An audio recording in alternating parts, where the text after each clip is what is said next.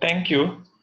Thank you for this opportunity for inviting me for this because different department, but you are interested in social work, so knowing Yes. about social work.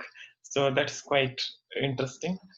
And may I ask the host to make me as a co-host so that I can share the PPT? Yes. Yes. Yes. Yes.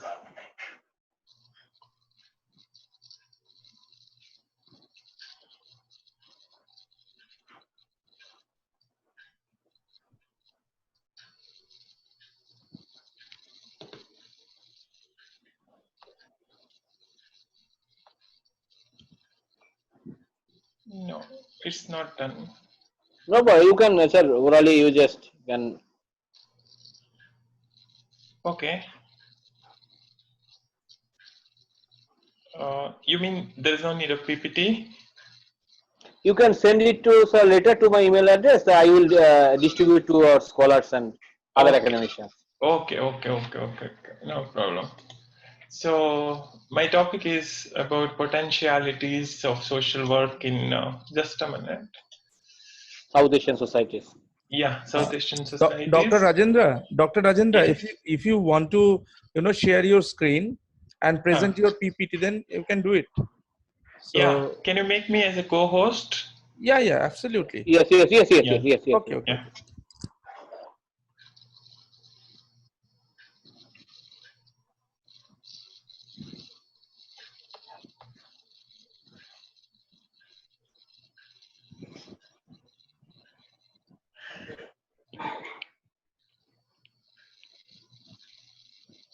Mm, it's not done, I think. It's Yes. done. It's done.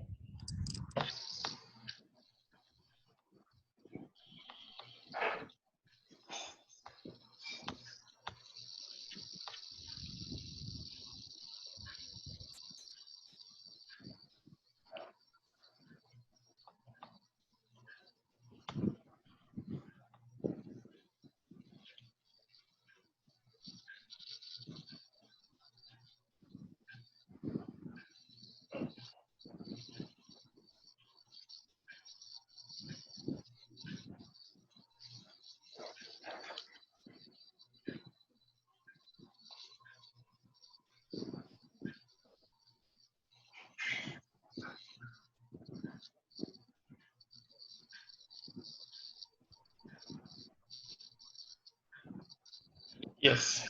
Visible, right? Yeah. Yes. Absolutely. Okay. Fine. Okay. Okay. So thank you. So let me start. The potentialities and challenges of social work in South Asian society. So what I think is first, let us see the South Asian society, how it is, and like because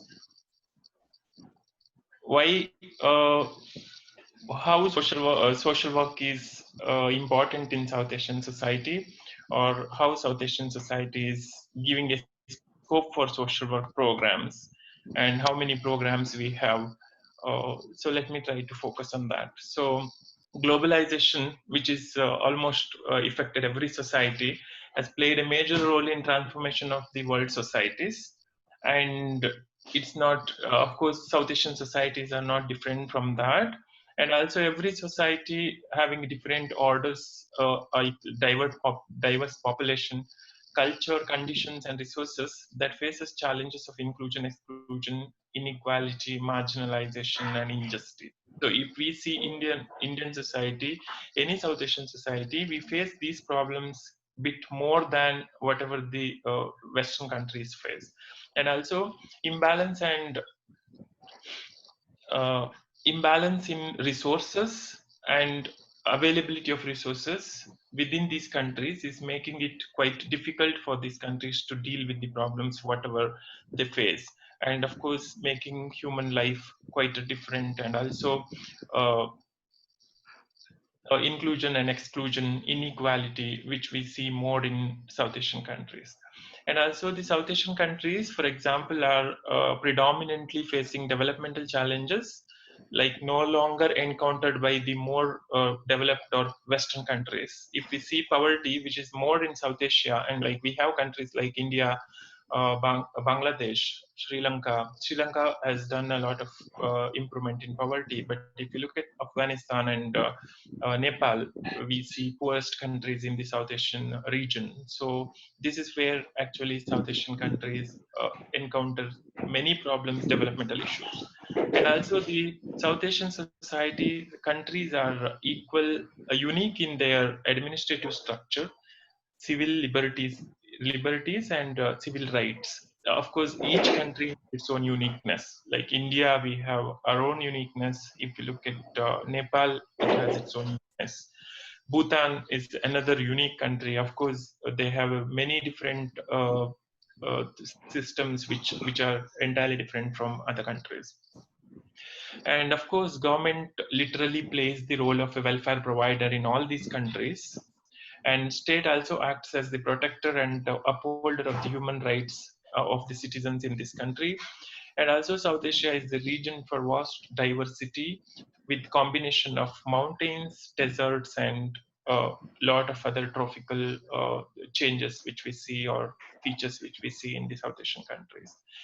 But despite of these rich natural resources, the countries in South Asian region is facing the problem of social issues, economic problems, and poverty and other kind of inequalities, which are mostly experienced by these countries.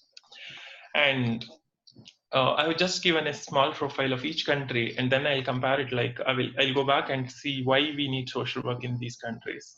So Nepal is one of the poorest country in the world and the poorest in South Asia, and a very high incidence of poverty, literacy, illiteracy, and deprivation we can see in this country.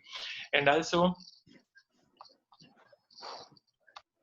more than 40% of the population lives below the poverty line. 25% of are living below the absolute poverty, and a large number of unorganized sector, which we see in India, of course, migrant population, which doesn't have any kind of security, job security, or welfare securities, welfare provisions, which are not out of reach of these people.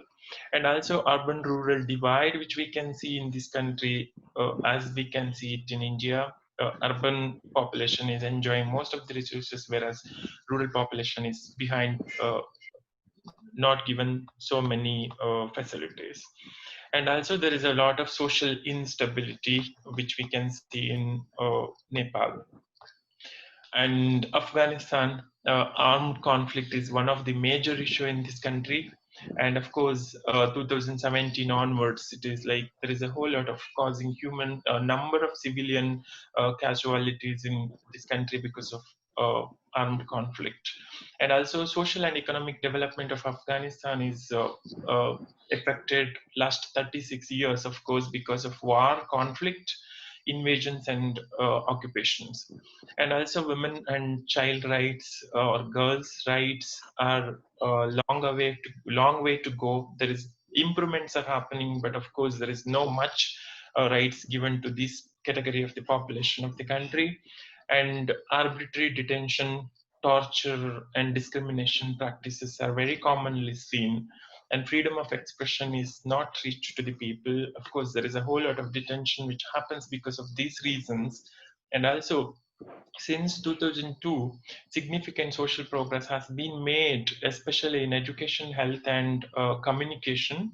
However, there is a whole lot of issues. Again, like 96% of public spending, which comes from the foreign donors. So that itself shows that how much of problem the country is actually facing right now. There is a message which is coming. Can you tell me why it is? Waiting room message.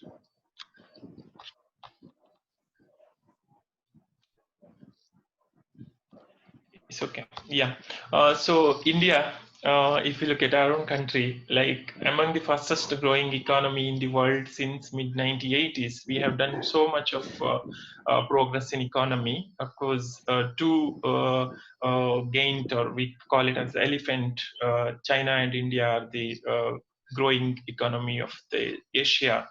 And within South Asia, India is the fastest growing economy.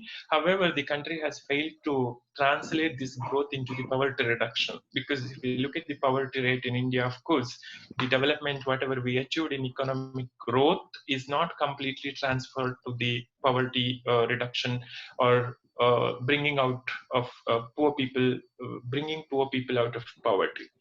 And also unemployment, again unorganized sector. If we remember the recent incidents which happened because of this COVID, which happened in Mumbai, which happened in many other parts of the country, where migrant populations were a kind of not given the facilities which were supposed to be given, or even the way they were treated. And there is a whole lot of difference between the employment sector with this migrant population. So that is where one of the largest problem in India were unorganized sector. And also education, if you look at, spending is very minimum in terms of other Western countries or developed countries in terms of education. There is very minimum facilities, and problems of health.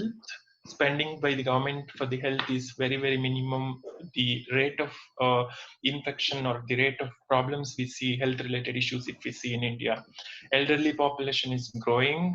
Disability, there is many different kinds of disability, people with many different problems, which is actually making the country quite welfare sector, which is quite difficult and also out of reach for many people. And looking at Bangladesh, poverty is the major issue once again. And also half of the population of the country was living below the national poverty line. And also natural disasters, health hazards, lack of education. The universal education is not reachable to every people. And major issue of confronting the citizen in the country is, of course, education, health, and health hazards. And also SDG, Sustainable Development Goals. Despite of various challenges, the recent report says that Bangladesh is achieving its Sustainable Development Goal in a progressive way. However, there are a lot of other issues which need to be dealt with within that country. And Pakistan, poverty is once again the same, like rampant in Pakistan. And also one of the major concern, one third of the population lives below the poverty line, and lack of access to basic needs such as education, food, housing, and basic health services is one of the major issues which is faced there. Despite income distribution, country has created a huge gap between the poor and rich. There is disparity which comes, inequality which comes because of this. And also there are fewer employment opportunities and availability of quality of education. These are the problems which this country face, which are almost similar to other South Asian countries. And Bhutan, one of the unique countries in South Asia, of course, if you see, because they have replaced gross national happiness. They have replaced gross domestic product, or that is calculated through gross national happiness, which is unique in the world, of course. And also, people in Bhutan are getting happier as living standard is improving according to the gross national happiness survey, but social isolation is increasing in remote kingdom. And also in terms of community vitality and psychological well-being indicators, the country actually seems to have lost ground. And also democracy was introduced 7 years ago, like very new, it is not a very old one. And also country had no roads and electricity until a new democratic government took power. So till that there was no connectivities at all, roads and electricity was not there. And also country is moving faster to the modernization. However, until 1960s they did not allowed any foreigners to come in, and also they didn't know the currency, like the money or the currency was introduced in, like, the first tourist was allowed in 1974. And also there is a lot of uh, issues which they face with, like domestic violence, if you see, and other kind of even poverty, some extent of poverty, which we can see in this country, but are quite unique than other countries in the South Asia. And Sri Lanka, as I said, has done a very great progress in poverty reduction, and also recorded a significant reduction in the recent census, which shows that. And also, however, the agriculture workers, female headed households, and marginalized groups like disability, people with disability, are mostly like are mostly facing the issues with poverty in Sri Lanka. But their progress with regard to poverty is much appreciated in South Asian countries. And the last one is Maldives, which a small island state, and 15% of poor population, 28% of unemployment rate, 98.4% adult literacy, 98.6% net enrollment rate in primary education. Also, 73.9 is the life expectancy, and 9 out of 1,000 is the infant mortality, and 13 out of 1 lakh live birth is the maternal mortality. This is the problem of a small Iceland, which we see in South Asian region. And of course, the problems are not very different than other, as we see poverty, unemployment, unorganized sector, and all same or similar. So here I have given, if we look at strength, weakness, opportunities, and threats within these countries, and then how it leads to what are the opportunities it can give to the social work development in these countries. Because if you look at, I have given in the next slide how many of these countries have social work and what kind of social work programs they have. Like in India, if you look at strength, like highest number of schools of social work we have in India, like 600, above 600 we have, and we have a structured curriculum and opportunities for practitioners, and also we have a number of NGOs which are involved in social work activities.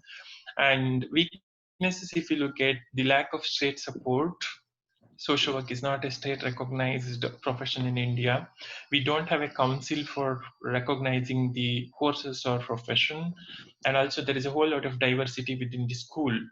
And if you look at opportunities, why social work is more important in Indian context, because the definition of social work by IFSW and ISCW says that it's important that we deal with inequality and we deal with the issues of human rights, and we try to bring equality into society. So that's where poverty is one of the major issue, and unemployment, diversity, and social problems which we see in India is the area where social workers can intervene and help the people to solve these issues. So that is where actually the opportunity for social work to develop or to grow or to flourish.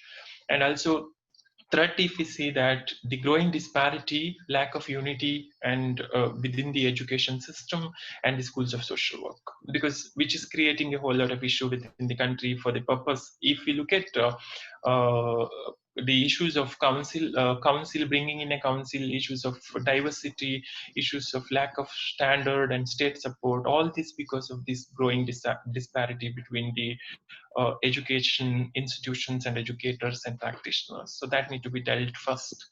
And if you look at Nepal, again, presence of a program, there is program, but a very minimum number of schools are offering programs there. But of course, they have NGO. It is not that they don't have a program; they have a program. That's I consider it as a strength. Of course, weaknesses, if you look at number of institutions, is very less, and fewer graduates. People who graduates are actually less. Oh, sir, it's saying that free meeting will end in 10 minutes. If there will be. No, continue, please. No problem. In that case, we have to relog in. Okay. Okay. No problem. Yeah. So opportunities, if you look at in Nepal, again the same poverty, unemployment, diversity, and social issues. And threats, if you look at lack of social supportive conditions, which are or active associations and coordination, which we see in the Nepal. And Sri Lanka, as again I said, strength is like presence of program. They have program in few universities there which is offering, and NIST, National Institute of Social Development, is one of the first one to start a social work course there. And also weakness, if you look at number of institutions, fewer graduates, again it is same, lack of state support, they don't have that, and also no council there. And opportunities are same, equal like other South Asian countries, poverty, unemployment, diversity, and social issues. And again threat, if we look at same, like there is no coordination much, and also there is no active associations which can take forward the profession. And Pakistan, again presence of program, it is there, which is a strength, and NGOs are of course there, which are working there for the welfare of the people. Weaknesses, again number of institutions, there are not many, fewer graduates, and they won't practice, all those graduates they don't go for practice. And also lack of state support, it's not of course a state mandated profession there, and no council. Look at the opportunities are again same, like poverty, unemployment, diversity, social issues. And one of the important here is conflict, which is of course we see much in the few, like out of South Asian countries, there are only Afghanistan, Pakistan, and some extent Bangladesh and Nepal. Of course, we have it in all other countries, but these are quite higher conflict which we see in this society. And Bangladesh, we see the problem is same again. There are schools of social work, but not many, and not very standard programs. And issues are same, like weaknesses is like number of institutions, not many, and fewer graduates, and they don't practice because of course it is not a very well accepted profession in society. No council, of course they have associations which are not very active. So this is what actually four of these, so five of these South Asian countries looks at. And also if you look at Bhutan, strength is like GNS, like gross national happiness, as I already said, has a lot of scope to work with social work. NGOs, there are a number of NGOs in Bhutan, which actually help for the welfare of the country. Being a small country, they have number of welfare organizations which are funded by their government. And also disability. Disability is one of the major issue. If you go and check their organizations, majority of them work for the disability, welfare of disabled people, children's with disability are more there. So that is one of the area which social work need to look into there. But if you look at weaknesses like absence of a program, very recently they started a very small course called certificate program. But it is not a very, they will not be called as a social worker, of course. They call themselves as social workers. The NGO people who work there, they call themselves a social worker, but they're not, of course, with the graduation. There are only, as for my knowledge, when I visited back in 2016, I think it's in 15, I met one of the graduate of Tata Institute of Social Sciences. She's the only one who was a social work graduate at that point of time there. So now I think there may be a few people more, but not many, of course. And the certificate course which they started is for a 7-day or 8-day, which is run by Royal University of Bhutan. And also there is only one institution, which is Royal University of Bhutan, and they focus more on natural resources management courses and management courses rather than social work. But of course, they're trying to develop a social work course with UNICEF, which is they're trying to. Of course, I think future they may start a master program, but it's quite difficult. They have to find a job opportunity for them. So anyway, but also problems, if you look at this, almost same comes poverty and other issues which we see there also. Lot of scope for working in development sector, which is disability and natural resource conservation. And also recently the government of Bhutan has done some new laws, like they're not allowing all tourists to come there, because there is a whole lot of natural resources issues which comes there because of tourists, which they say. Recently I tried to send my some of my students for a placement, but it didn't. Of course, during that time they went. After that, there is a kind of issue to get permission for a longer time, for a one month, 30 days, like that. So, and if you look at Maldives, which is like again very new program, they have a very small program which back in 2004 they started it for purpose of training a smaller number of social workers to deal with issues of children's and women's. And that's of course running, but not very much compared to South Asian other countries like India and Nepal or Bangladesh. That program is not very bigger one or very higher one. and also lack of trained educator and professional weakness there, because of course they don't have a program, and also poverty and employment, diversity and social issues, which are giving an opportunity for there to develop social work. Isolation is one of the threat for them. Of course, there is connection, because it's of course a island which is not much connected with the other part, so that may be considered as a threat, because connecting with other part is quite difficult. And Afghanistan, if you look at again, they have programs, small kind of programs, along with which is developed with the UNICEF for training. There's no set program for that, of course, in the sense they don't have MSWs or the properly said MSWs. They have some programs called trained social welfare workers, social service workers. Such kind of programs they develop or introduce for the purpose of working in child and women welfare department, because all these countries face major issues with children's rights. So child labor and child exploitation is the most difficult problem which they face, and widespread conflict is the major problem there, if you look at as a threat, because of course a society with a whole lot of difficulties, it may be quite difficult for that country to establish the program once, but it's not impossible. Of course, there is a whole lot of scope if they develop it further. And social work in South Asia, here I have given a small outline again. I'll just give an overview of that. Like, neither recognized nor state mandated profession. None of these countries in South Asia, social work is not recognized at all by the government, or not even mandated profession in these countries. If you look at other countries, Western countries, they have a license for practicing social work. But in these South Asian countries, including India, we don't have that license. That's what I said. Once we bring in a council, then we will get a license. Like, we can say, like, I'm like a lawyer, I'm like a doctor, I'm like any other profession which has a certified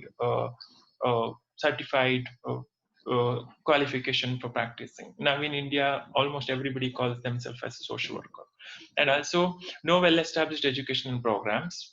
India, we have 600 schools of social work, but of course there is a whole lot of diversity, as I explained, and no active regional association dedicated to social work within this region, and of course a whole lot of disparity within the countries with where there is associations, and no active regional in all these countries, the focus of social work is remedial rather than developmental.